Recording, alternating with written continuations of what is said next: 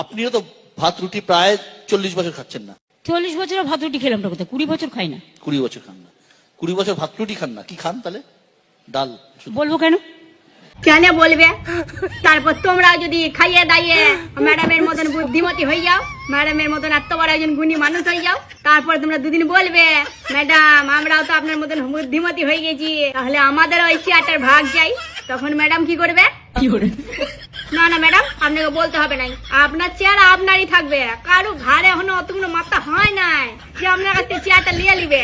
এর দেশে মাথা মোটা, ভাত রুটি খেয়ে খেয়ে মাথায় ভুসা ভরা হয়ে গেছে, সেই জন্য আপনাকে জিজ্ঞাসা করছে। না, যদি লোকটা প্রথমে মিথ্যা কথা বলেছিল 40 বছর, তারপর ম্যাডাম কিন্তু সত্যি কথা বলেছে 20 বছর। না না, ম্যাডাম কিন্তু সবসময় মিথ্যা কথা বলে না, মাঝে মাঝে সত্যি কথা বলে। তবে এটা থেকে একটা জিনিস বোঝার আছে, ম্যাডাম যখন স্কুলে পড়াশোনা করতো তখন কিন্তু ম্যাডাম স্কুলে ফার্স্ট হইতো। তার কারণ হচ্ছে স্কুলে ফার্স্ট হওয়া ছেলে মেয়েগুলো যখন কিছু জিজ্ঞাসা করবে বলবে কেন বলবা। ম্যাডামেরও ঠিক তাই হয়েছে, পুরোনো অভ্যাসটা ছাড়তে পারে না। না না ম্যাডাম, আপনি কি খান একদম কাউকে বলবেন নাই গো, আপনি খেয়ে পড়ে বেঁচে থাকুন, আমরা সবাই এইটাই চাই।